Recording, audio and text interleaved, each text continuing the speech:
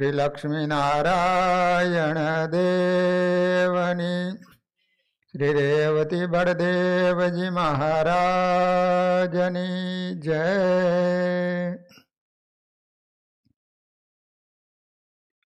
શ્રીમદ ભાગવતજીના નવમ સ્કંદમાં શ્રી રામચંદ્ર પ્રભુના દિવ્ય લીલા ચરિત્રોની કથા સુખદેવજી મહારાજ પરીક્ષિત રાજાને સંભળાવી રહ્યા છે કે રાજન, રામચંદ્ર પ્રભુ સીતાજીની શોધ કરતા કરતા ઋષ્યમુખ પર્વત ઉપર પધાર્યા છે. શ્રી હનુમાનજીના માધ્યમથી શ્રી રામ અને સુગ્રીવજીનું મિલન થયું છે. અરસપરસ મિત્રાચારી થઈ છે. એકબીજાએ વાત કરી છે કે રામ ભગવાન કહે છે કે તું મારી સીતાજીને લાવી આપ, અમારું એ કામ કરો. સુગ્રીવ કહે પહેલું તમે મારું કામ કરો, પછી હું તમારું કામ કરું. બંને દુખિયા ભેગા થયા. રામ કહે શું તારું કામ છે બતાવ.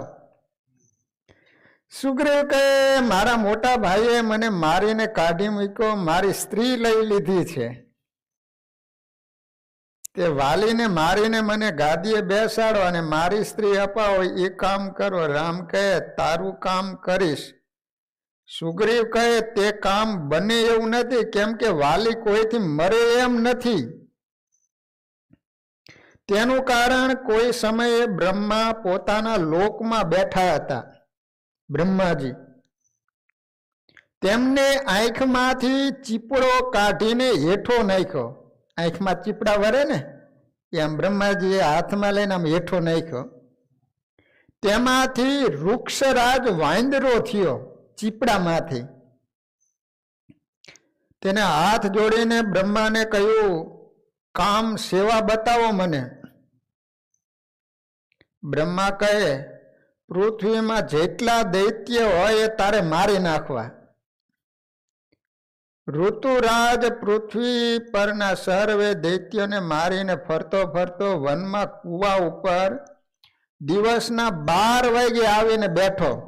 વૃક્ષરાજ વાંદરો બધા દૈત્યોને મારી નાખ્યા એને. હવે તે સમયે માથે સૂર્ય હતો, તેથી પોતાનો પડછાયો પીડ્યો. પાણીમાં પડછાયો પડે ને પ્રતિબિંબ,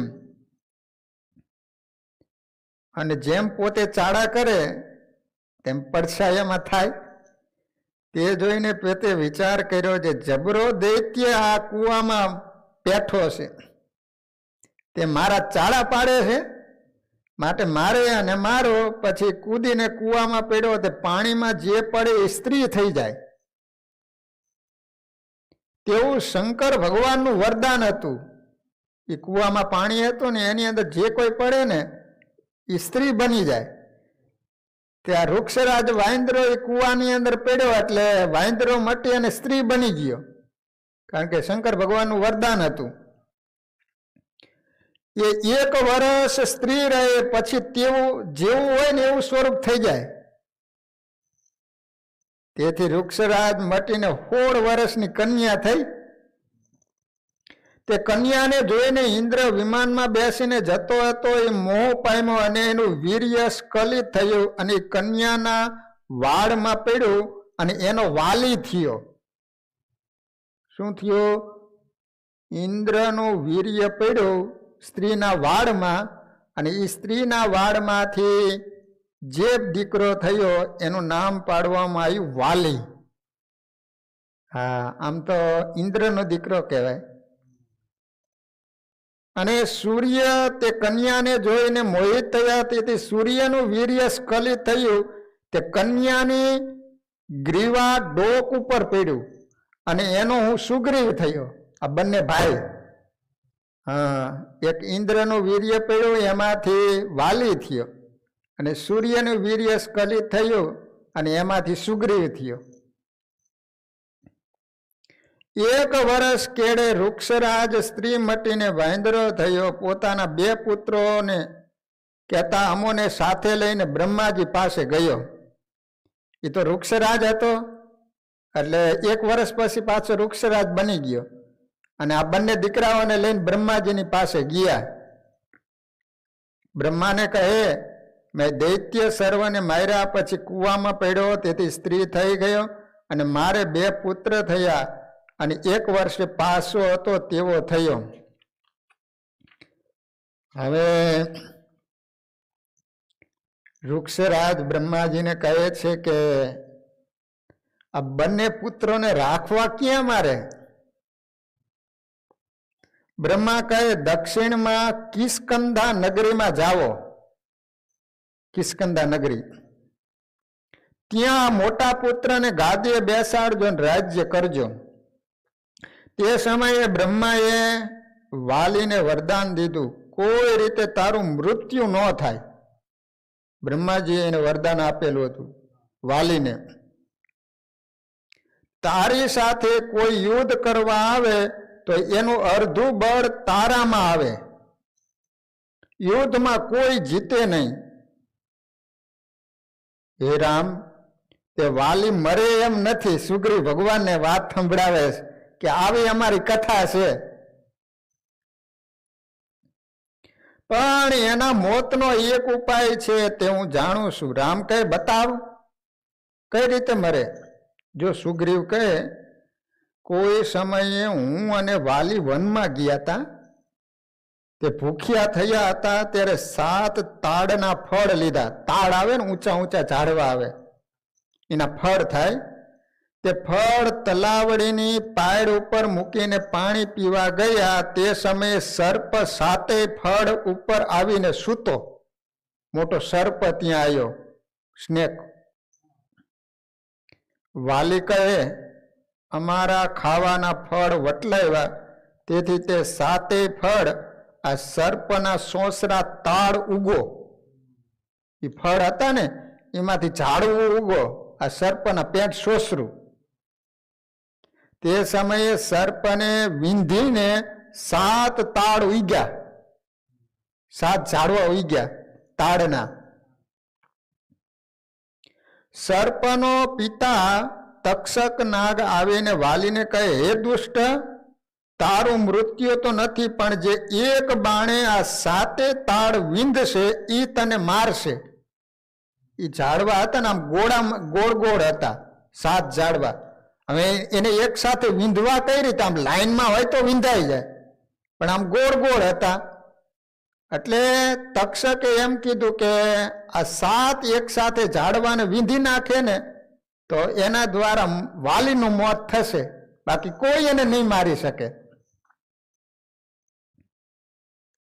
એટલે સુગ્રીવ કહે છે કે રામ, એક બાણે જો તમે 7 તાળ વિંધો તો મને વિશ્વાસ આવે કે તમે મારી શકશો એમ, નકર મને વિશ્વાસ ન આવે. એટલે રામ કહે, ચાલ બતાવ તાળ. ભગવાન કહે, ઝાડવા બતાવ મને તાળના. 4 જણ ગયા.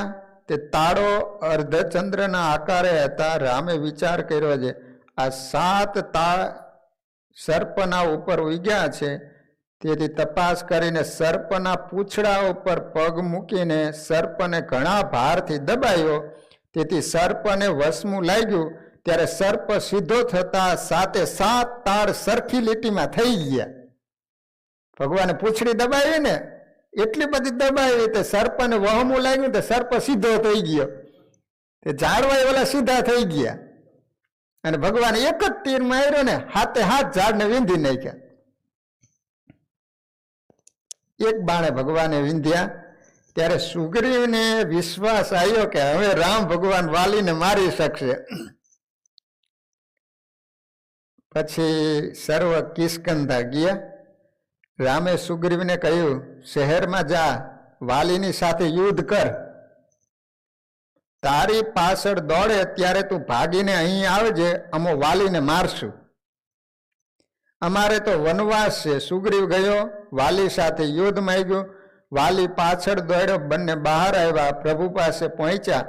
તે સમયે સુગ્રીવ ધીમો પડ્યો, વાલી ભેગો થયો, ઢીકા પાટું મારીને ભાગી ગયો.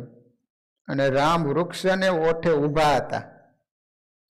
ત્યારે સુગ્રીવ કહે, તમોએ મને માર ખવડાયો અને વાલીને તો માર્યો નહીં. આ તો હારું છટકીને આવતો રહ્યો. બાકી જો બીજી જ મુઠ્ઠીનો પ્રહાર કર્યો હોત ને, એક ગદા મારી હોત ને, તો મારું અહીંયા ને અહીંયા પૂરું થઈ જાત. તમે એમ કહેતા હતા કે અમે રઘુવંશી છે, એક તીરે પૂરો કરી દઈશ. તમે વચન આપ્યું હતું, તમે તો તીર માર્યું નહીં અને આમથમ તો મને માર ખવડાયો. આ તો હારું કર્યું છટકીને આવતો રહ્યો, બાકી મને જીવતો ન મૂકે. રામ કહે, તારું અને વાલીનું રૂપ સરખું છે, તેથી મેં ઓળખ્યો નહીં. તમે બંને સરખા હતા માટે માર્યો નથી. હવે તું આ વૈજયંતી માળા પહેરીને જા. 4 પ્રકારના પુષ્પની ગૂંથેલી માળા તે વૈજયંતી કહેવાય. એટલે માળા પહેરાવીને એટલે એનો અર્થ એમ થયો કે હવે સુગ્રીવ ભગવાનનો થયો. અત્યાર સુધી તમે બંને સરખા હતા, એટલે એનો અર્થ એવો થયો કે તમે કોઈ હજી શરણાગત નહોતા બન્યા, હજી મારા શરણે નહોતા આવ્યા, એટલે તમે બંને સરખા હતા. નકર ભગવાનને ખબર ન હોય કે આમાં કોણ સુગ્રીવ છે ને વાલી છે. કદાચ જીવ હોય ન જાણી શકે. ભગવાન તો જાણી શકતા હતા, પણ હજી એક શરણે નહોતા થયા, એટલે ભગવાને ત્યાં સુધી એની જવાબદારી ન ઉઠાવી. ભગવાને એના ગળામાં પુષ્પની માળા પહેરાવી, કહેતે એને કંઠી પહેરાવી અને શરણે લીધો. આ ગળામાં ભગવાનની શરણાગતિની કંઠી હોવી જોઈએ. કંઠી પહેરી એનો અર્થ એમ થયો કે તમે ભગવાનના શરણે થયા. ભગવાનને એમ થાય કે જેના ગળામાં મારી શરણાગતિની કંઠી છે એ મારો છે. કંઠીનો બહુ મહિમા છે. કાયમને માટે કંઠી પહેરી રાખવી છે. આમ તો રાતે હુવે તાર કાઢી નાખે, નાવા જાય તાર કાઢી નાખે. કંઠી કઢાય નહીં. 24 કલાક કંઠી પહેરેલી જ રાખવી જોઈએ. તૂટે એટલે તરત જ પહેરી લેવી જોઈએ. કંઠી તૂટે પછી એક ડગલું પણ ચલાય નહીં.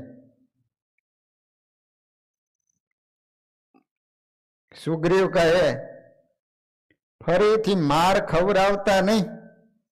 રામ કહે, માર ન ખવડાવ, જા. સુગ્રીવ ફરી ગયો. બંને ભાઈઓ લડતા લડતા બહાર આવ્યા. રામે ઓઠે ઊભા રહીને વાલીને બાણ માર્યું. વાલી હેઠો પીડ્યો. રામ એની પાસે જઈને ઊભા. વાલી કહે, તમે ધર્મનું સ્થાપન કરવા અવતાર લીધો છે, તે તમોએ મને છેતરીને પશુની પેઠે માર્યો. એ તમારો ધર્મ નથી. સામે આવવું જોઈએ ને, તમે તો ક્ષત્રિય છો. આ રીતે તમે છેતરીને માર્યો મને. ખરેખર તમે અધર્મ કર્યો છે. તમે તો ધર્મ સ્થાપન કરવા માટે અવતાર ધારણ કર્યો છે. રામ કહે, તે તારા નાના ભાઈની સ્ત્રી રાખી માટે માર્યો, અને એટલા માટે જ મારો અવતાર છે. 4ની સંગાથે અધર્મ કરનારને મારવામાં પાપ નથી. 1 નાના ભાઈની સ્ત્રી સાથે વ્યભિચાર કરનાર, એને મારી નાખે તો પાપ નહીં. 2 પુત્ર વધુ સાથે વ્યભિચાર કરનારને, પુત્રની વહુ હોય ને એની સાથે વ્યભિચાર કરે એને મારવામાં પાપ નહીં. બહેન સાથે વ્યભિચાર કરે તો એને મારવામાં પાપ નહીં. દીકરી સાથે વ્યભિચાર કરનાર, આ 4ને મારવામાં પાપ નથી. પાપીઓનો નાશ કરવો એ મારું કામ. હવે તારે જીવવાની ઈચ્છા હોય તો જીવાડું. વાલી કહે, રામ, મોટા મોટા યોગીઓ લાખો વર્ષ તપ કરે તો પણ મૃત્યુ સમય પોતે તેડવા આવે તેવા તમારા દર્શન દુર્લભ. તમારા પાર્ષદો મોકલો, માટે મારે ફરી આવો સમય સાંપડે નહીં પ્રભુ. એમ કહીને રામના ચરણમાં ચિત્ત રાખી વાલી દેહનો ત્યાગ કરી અને રામે લાંબે રસ્તે સીધાયો. પ્રભુએ વાલીને માર્યા બાદ સુગ્રીવજીને કિષ્કંધાનું રાજ્ય આપ્યું છે, રાજા બનાવ્યા. રામજીની અનાસક્તિ કેવી છે.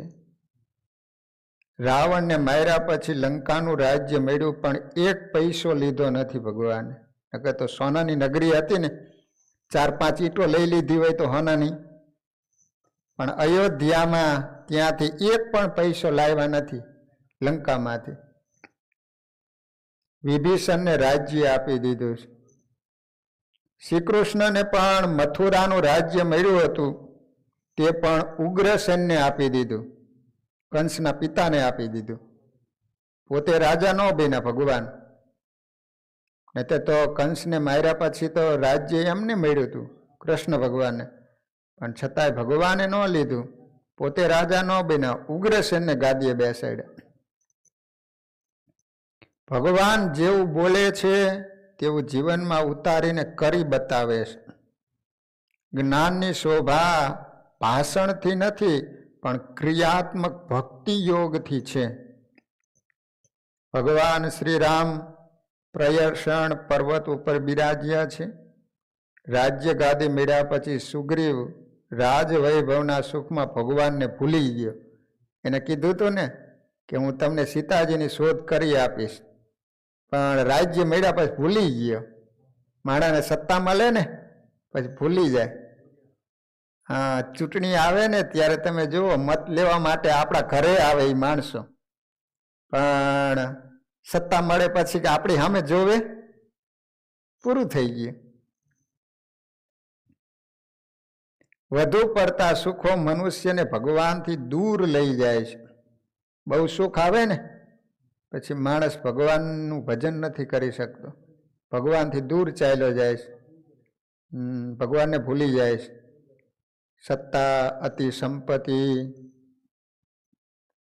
સુગ્રીવને વધુ પડતું સુખ મળ્યું એટલે ભગવાનના ઉપકારને પણ ભૂલી ગયો. સુગ્રીવના આવા વર્તનથી લક્ષ્મણજી નારાજ થયા. સુગ્રીવને ઠપકો આપે, એક જ તીરે અહીંયા પૂરો કરી નાખું.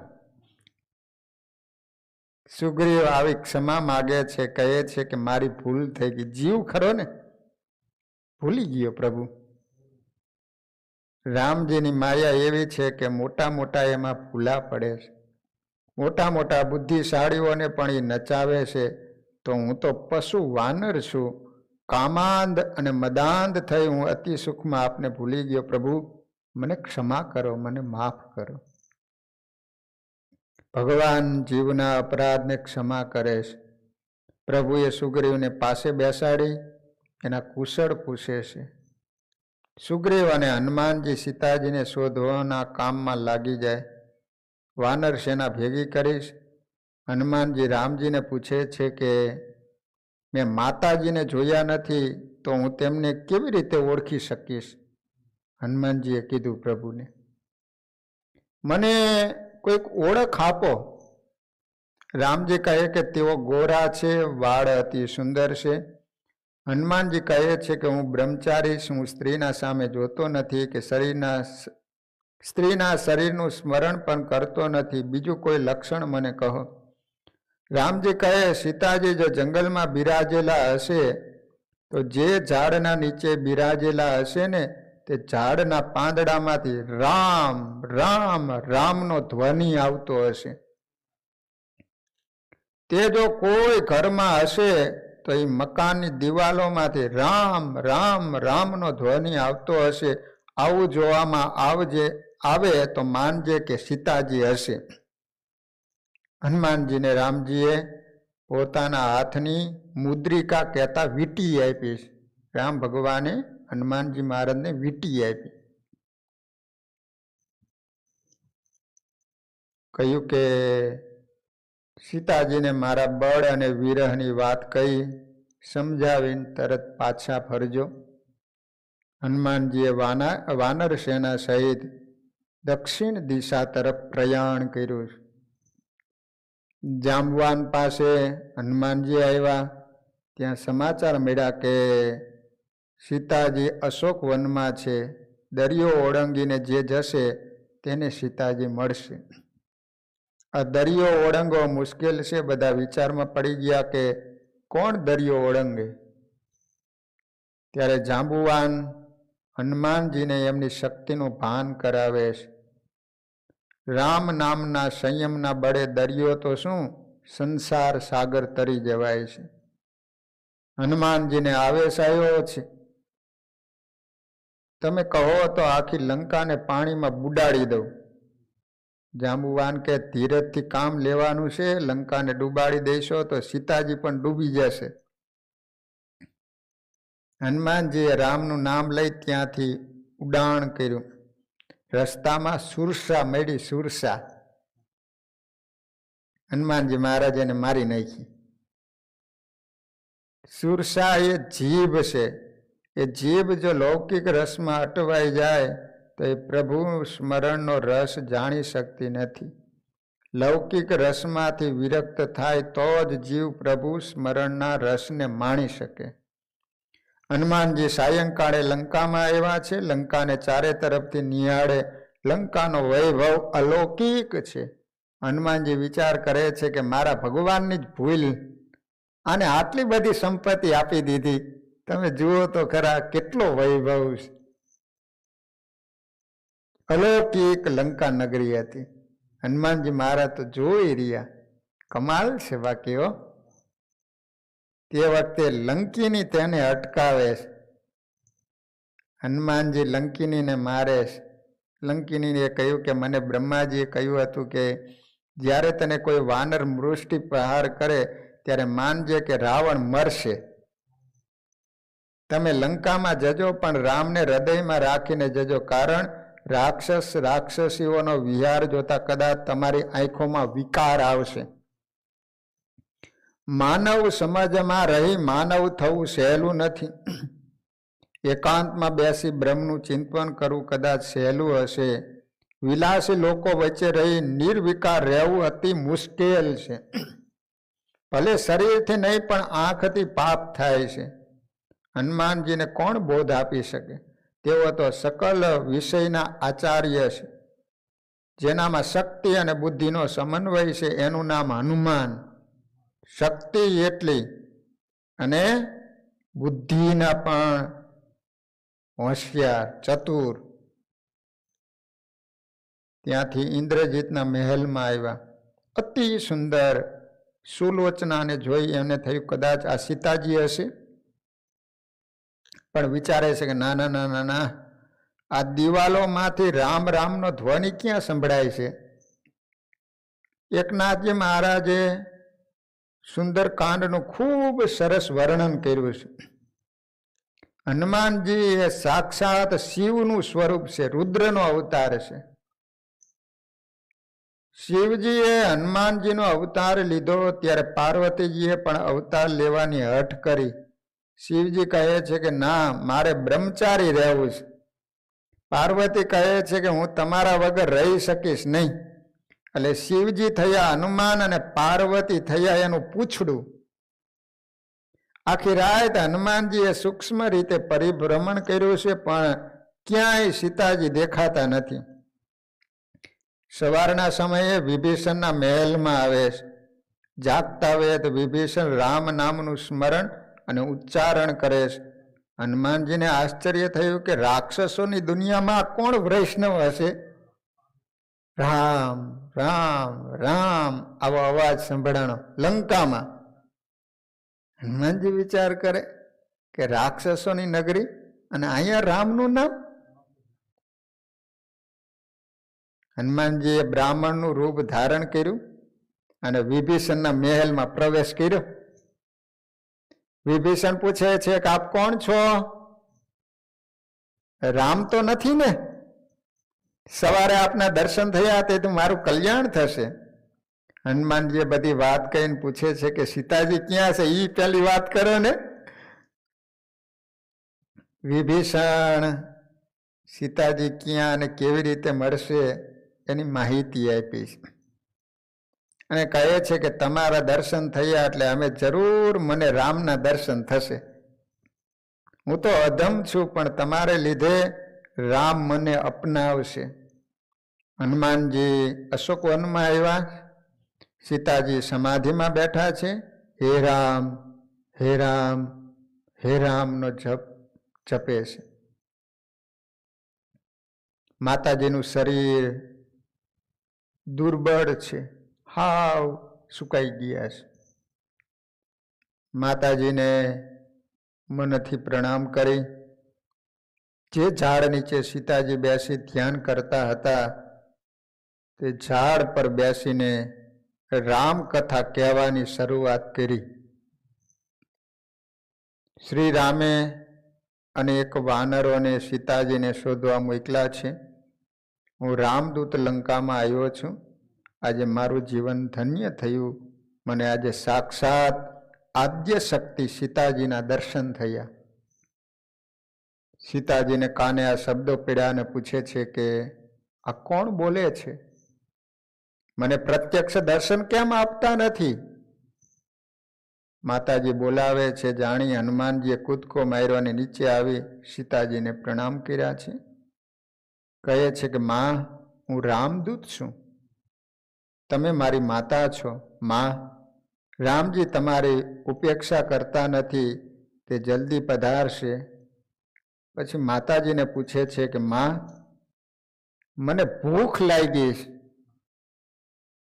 જેટલા રસ્તામાં મળ્યા એ બધા મને ખાવાનું જ કહેતા હતા. કોઈ ખાવાનું તો આપ્યું જ નહીં. જે મળે કે તને ખાઈ જાવ, જે મળે તને ખાઈ જાવ. માં, મને ભૂખ બહુ લાગી છે. અત્રે ફળ પુષ્કળ છે, પણ રાક્ષસો પેરો ભળે છે, ફળ ખાવું? સીતાજીએ આજ્ઞા કરી છે કે જે ફળ નીચે પડ્યા હોય એ ખાય છે, ફળ તોડતો નહીં. ફળ તોડીશ તો રાક્ષસો સાથે ઝઘડો થશે.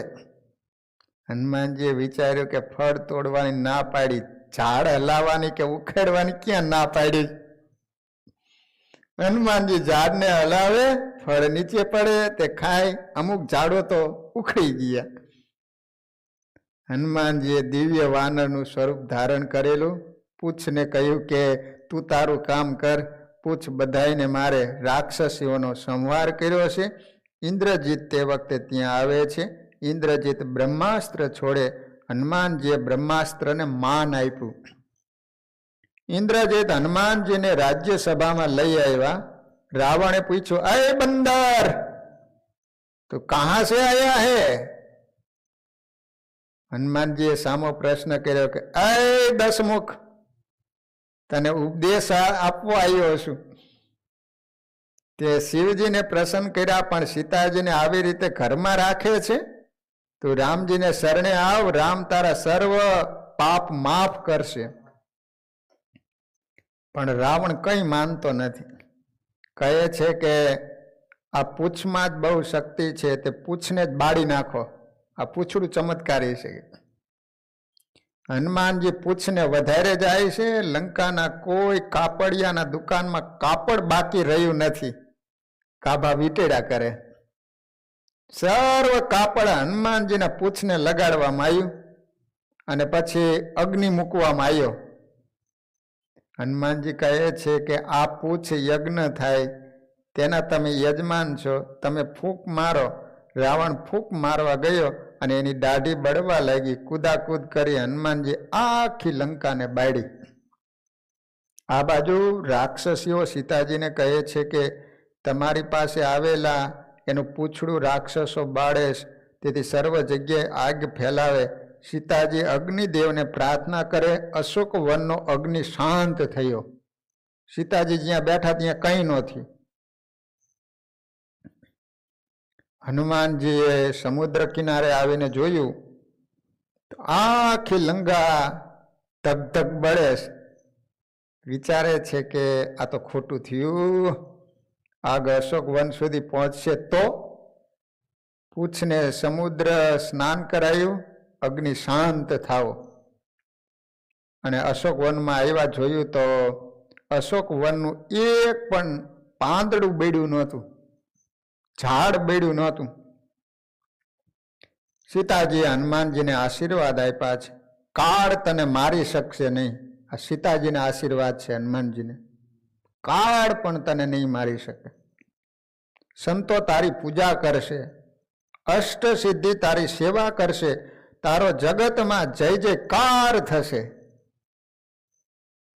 આવા આશીર્વાદથી હનુમાનજી મહારાજને સંતોષ થયો નહીં. તેમને તો માત્ર રામ સેવાના આશીષ માંગ્યા. સીતાજીએ તેવા પણ આશીર્વાદ આપ્યા. હનુમાનજી અમર છે, કાળ હનુમાનજીનો નોકર છે. એટલા માટે હનુમાનજીનું મૃત્યુ નથી થયું. હનુમાનજી જવા લાગ્યા તે વખતે બ્રહ્માએ પત્ર લખી આપ્યો છે. હનુમાનજી તો સ્વમુખે પોતાના વખાણ નહીં કરે, તેથી એના પરાક્રમનું વર્ણન કરતો પત્ર લખી આપ્યો. હનુમાનજી રામજી પાસે આવ્યા છે. લક્ષ્મણ પત્ર વાંચે છે અને રામજી સાંભળે છે. હનુમાનજી કહે છે કે નાથ, આ તો તમારો પ્રતાપ છે. નાથ, કૃપા કરો કે મને અભિમાન ન થાય. આ તો તમારી કૃપાથી સમુદ્રનું ઉલ્લંઘન કરી સીતાની શોધ કરીને આવ્યો છે. માલિકની નજર નીચી થઈ છે. મારા હનુમાનને એના કામ ઉપકાર બદલ હું શું આપું? જગતના ધણી આજે હનુમાનજીની આંખમાં આંખ મિલાવી શકતા નથી, સન્મુખ જોઈ શકતા નથી. આંખ સહેજ ભીની થઈ. માલિકા જે ઋણી બન્યા, વધુ તો શું કરે? ઊભા થઈ હનુમાનજી મહારાજને ભેટી પડ્યા છે. રામને ઋણી રાખ્યા જગતમાં, રામને ઋણી રાખ્યા. એક એવા હનુમાનજી થયા કે ભગવાનને ઋણી બનાવ્યા. ત્યાંથી વિજયાદશમીના દિવસે પ્રયાણ કર્યું અને સમુદ્રના કિનારે આવ્યા. રઘુનાથજીનો રોજનો નિયમ હતો કે શિવજીની પૂજા કરવી. સમુદ્ર કિનારે કોઈ શિવલિંગ મળ્યું નહીં. હનુમાનજીને શિવલિંગ લેવા મોકલા. હનુમાનજીને આવતા વાર લાગી. એટલે રામજીએ રેતીનું શિવલિંગ બનાવીને એની પૂજા કરી. પ્રભુએ રામેશ્વરની સ્થાપના કરી છે. રામેશ્વર દક્ષિણમાં છે ને. તે પછી હનુમાનજી શિવલિંગ લઈને આવ્યા કે કૈલાસમાં ગયા લેવા માટે. આવતા વાર લાગી ને એટલે રામ ભગવાને રેતીનું શિવલિંગ કરીને પૂજા કરી લીધી. પછી હનુમાનજી મહારાજ કૈલાસમાંથી શિવલિંગ લઈને આવ્યા. અહીં તો શિવની સ્થાપના થયેલી જોઈ. હનુમાનજીને ખોટું લાગ્યું. કહે છે કે પ્રભુ, તમારે રેતીનું શિવલિંગ બનાવવું હતું તો મારી પાસે આટલી બધી ખટપટ કરાવી શું કામ? રામજીએ કહ્યું કે મેં સ્થાપેલા શિવલિંગને ઉખાડી કાઢ. આપણે ત્યાં તે લાવેલા શિવલિંગની સ્થાપના કરીએ. હનુમાનજીએ શિવલિંગ પર પોતાનું પૂંછ ભરાયું અને જોરથી ખેંચવા લાગ્યા, પણ શિવલિંગ એક તસું ખસ્યું નહીં.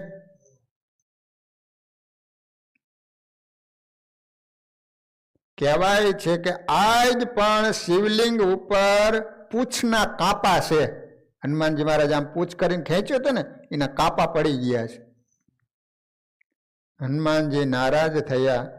રામજી એના ભક્તથી નારાજગી સહન કરી શકતા નથી. તેમણે કહ્યું કે તે લાવેલા શિવલિંગની પણ સ્થાપના કરીશ. તારા લાવેલા શિવલિંગના જે પહેલા દર્શન કરશે તેને જ મેં સ્થાપેલા શિવલિંગના દર્શનનું ફળ મળશે. એટલે પહેલા હનુમાનજી મહારાજે લાવેલા શિવલિંગ, રામેશ્વરમ 2 શિવલિંગ છે. એક કૈલાસમાંથી લાવેલા હનુમાનજી મહારાજ, એના દર્શન કરો ને પછી જ એ શિવલિંગના દર્શન કરવાના. ઋષિઓ ત્યાં દર્શન કરવા આવેલા. તેઓએ પૂછ્યું, અમને રામેશ્વરનો અર્થ કહો. રામજીએ સરળ અર્થ કહ્યો, રામના ઈશ્વર એ રામેશ્વર. પણ શિવજીએ પ્રગટ થઈને કહ્યું કે મને એ અર્થ ગમતો નથી. રામ છે ઈશ્વર, જેના એ રામેશ્વર. આ બાજુ રાવણે સભા ભરી.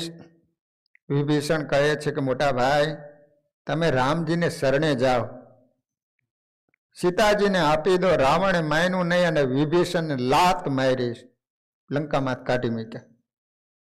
વિભીષણ કહે છે કે તમે ભલે મને લાત મારો, તમે મારા મોટા ભાઈ છો. મોટા ભાઈ પિતા સમાન છે. હું તમને વંદન કરું, છતાં હું તમને કહું છું કે રામજી સાથે વેર કરશો તો વંશનો વિનાશ થશે. પાછળ કોઈ પાણી પાણાનો નહીં બચે. તમારી પાછળ કોઈ રોનારું નહીં રહે. તેમ છતાં તમને યોગ્ય લાગે એ કરો. હું તો રામજીને શરણે જઈશ. વિભીષણ જે ક્ષણે લંકામાંથી ગયા તે જ ક્ષણે સર્વ રાક્ષસો આયુષ્ય વગરના થઈ ગયા. સાધુ પુરુષનું અપમાન સર્વનો નાશ કરે છે. વિદુરજી હસ્તિનાપુરનો ત્યાગ કરીને ગયા પછી જ યુદ્ધ થયું અને બધાય કૌરવોનો નાશ થયો. દુર્યોધને અપમાન કર્યું ને. સમુદ્ર કિનારે રામજી બેઠા છે. વિભીષણ રામજીને શરણે જવા માટે સમુદ્ર કિનારે આવ્યા છે. વિભીષણને આવતા આવતા એક ક્ષણ સંકલ્પ થયો કે રામજી જીતશે અને લંકાનું રાજ્ય મને આપશે. વિભીષણ વાનર સેના પાસે આવ્યા છે. વિભીષણ વિચારે છે કે રામજી મને સ્વીકારશે કે નહીં. રાવણનો ભાઈ માની મારો તિરસ્કાર કરશે તો, મને કાઢી મૂકશે તો. ના ના ના ના, તેઓ તો અંતર્યામી છે.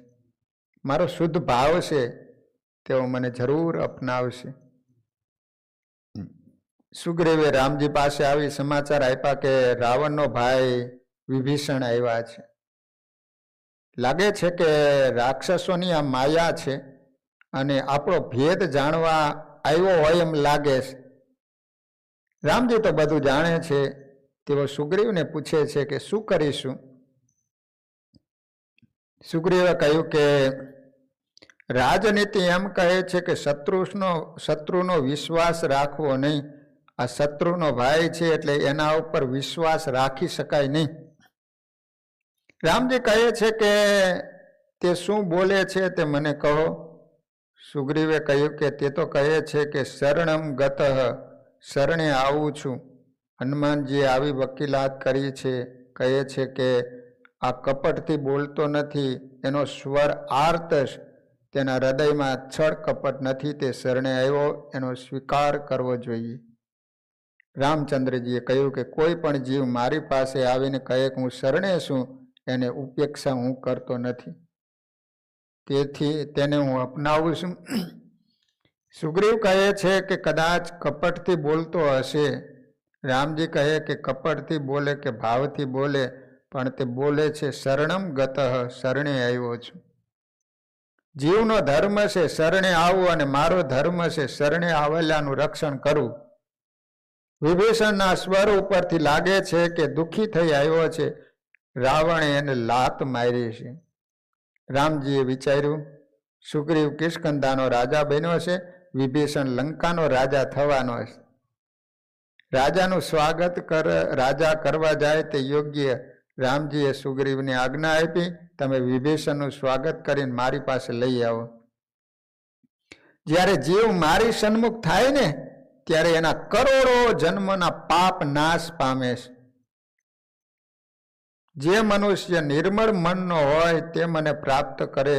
મને છળ કપટ ગમતા નથી. સુગ્રીવ અને હનુમાનજી વિભીષણને લઈ આવ્યા. વિભીષણ કહે છે કે નાથ, તમારે શરણે આવ્યો છે.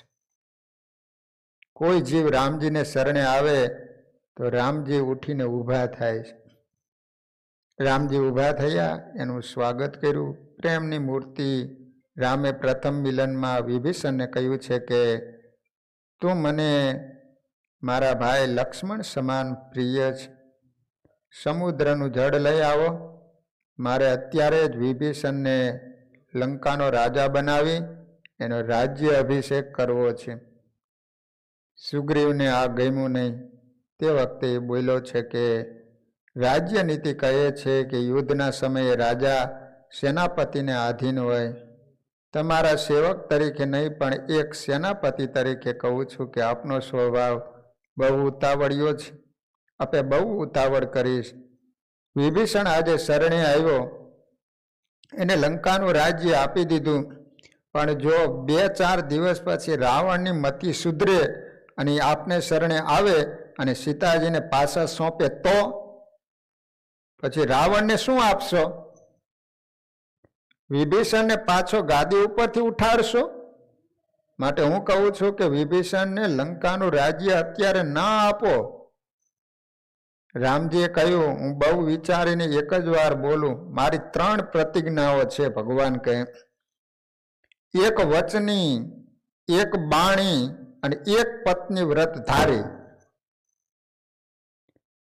ભરતજીએ પિતાજીનું રાજ્ય હજી લીધું નથી, અયોધ્યાની ગાદી હજુ ખાલી. રાવણ જો હવે શરણે આવશે ને તો હું ભરતને સમજાવીશ અને અયોધ્યાનું રાજ્ય રાવણને આપીશ. પણ આજે તો લંકાનું રાજ્ય વિભીષણને આપ્યું છે. તે જ સમયે વિભીષણનો રાજ્ય અભિષેક કર્યો. વિભીષણનો સંકલ્પ પૂરો થયો. તે પછી વાનર સેનાએ સમુદ્ર ઉપર પથ્થરનો પુલ બાંધ્યો છે. પથ્થર ઉપર રામ નામ લખવાથી પથ્થર તરે છે. રામ નામથી જળ પથ્થર તરે છે તો મનુષ્ય શું ના તરે? વિશ્વાસ રાખી રામ નામનો જપ કરવાથી મનુષ્ય સંસાર સાગરને તરે છે. કલિકાલમાં રામ નામના જપ સિવાય સંસાર સાગર તરવાનો બીજો કોઈ ઉપાય નથી. રઘુનાથજીએ લંકામાં પ્રવેશ કર્યો છે. અનેક રાક્ષસોને માર્યા છે. ઇન્દ્રજીત અને લક્ષ્મણજી વચ્ચે ભયંકર યુદ્ધ થયું.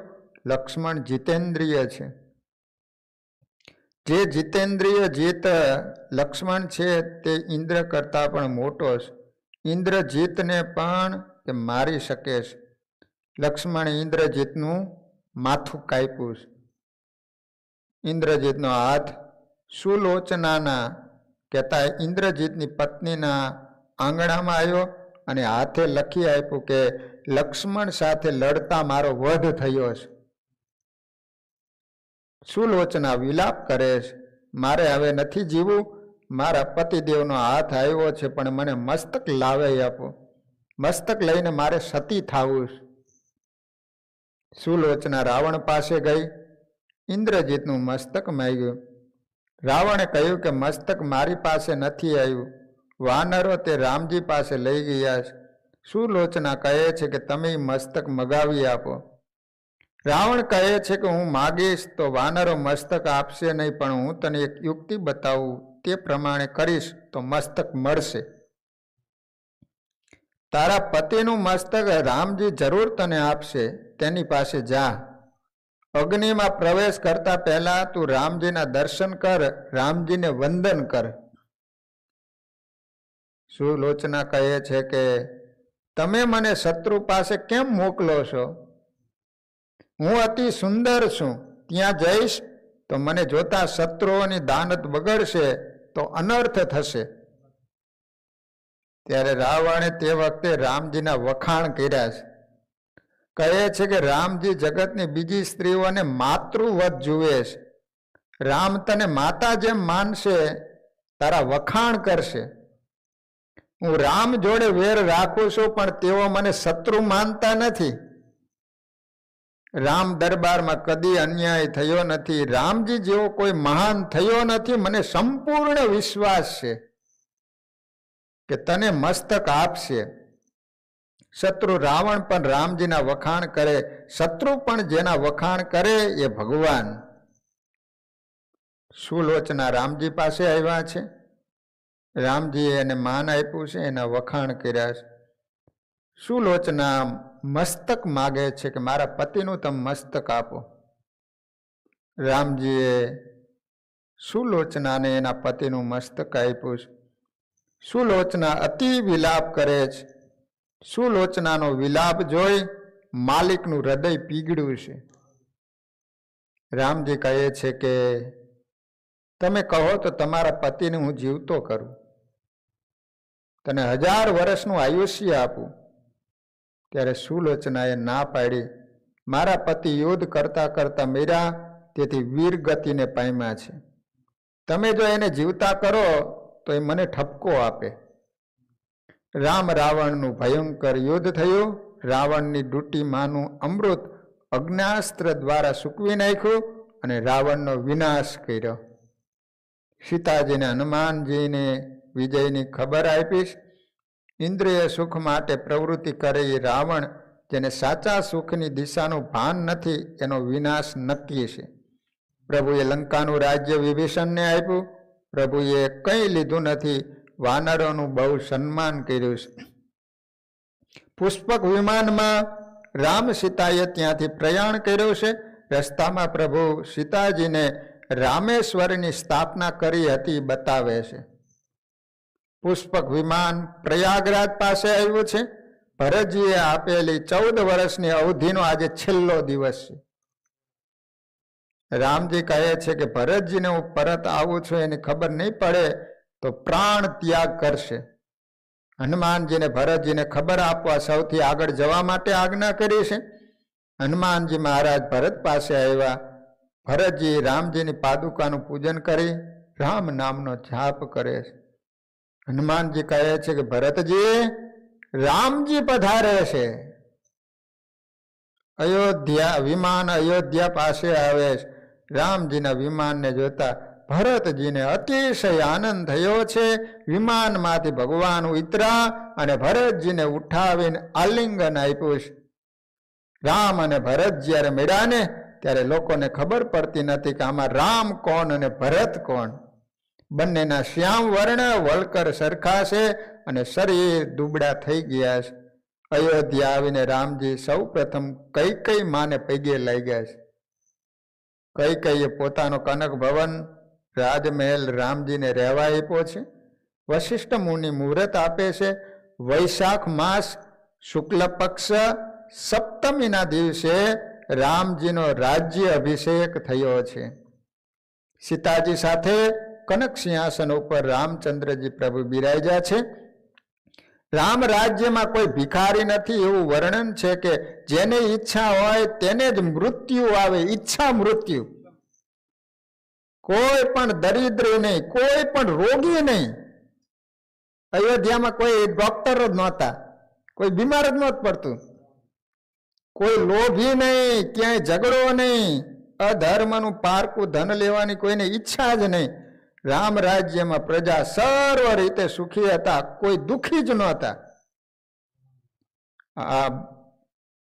આ રીતે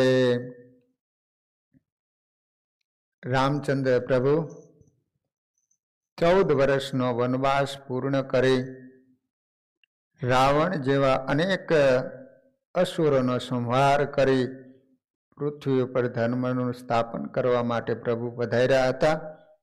એટલું કાર્ય કરી અને પાછા અયોધ્યા પધાર્યા. રાજ્ય અભિષેક થયો. અયોધ્યાના રાજા બન્યા છે. તો વાલા ભક્તજનો, આ રીતે ભાગવતજીમાં રામાયણના ટૂંક ચરિત્રો આપણે શ્રવણ કર્યા. કાલે પવિત્ર એકાદશીનો દિવસ છે. તો બધા જ ભક્તજનો, ભાઈઓ બહેનો, દીકરા દીકરીઓ એકાદશીનું વ્રત અવશ્ય કરજો. બની શકે તો દેવના દર્શન કરવા માટે એકાદશીના દિવસે અચૂક પધારજો. વાલા ભક્તજનો, શનિવારે શરદ પૂર્ણિમાનો દિવસ આવે છે.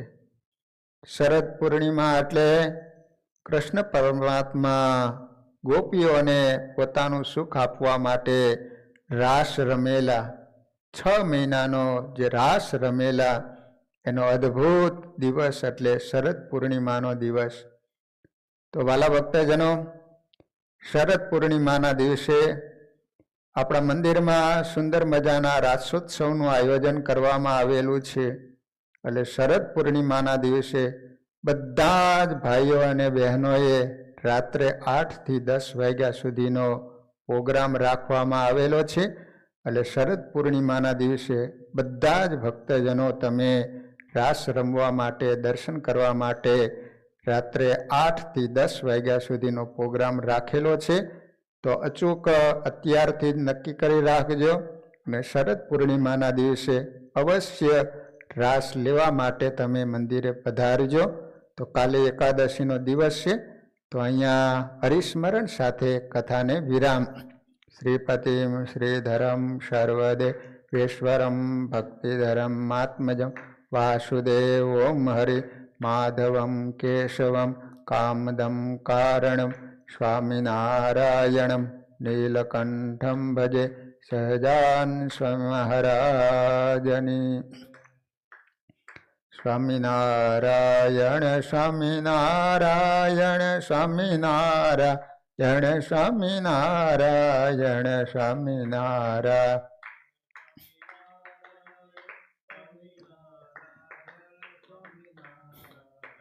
સ્વામિનારાયણ સ્વામિનારાયણ સ્વામિનારાયણ સ્વામિનારાયણ સ્વામિનારાયણ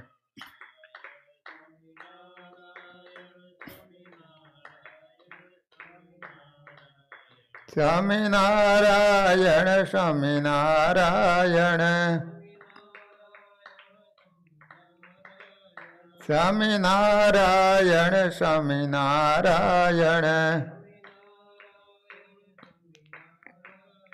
સ્વામિનારાયણ સ્વામિનારાયણ સ્વામિનારાયણ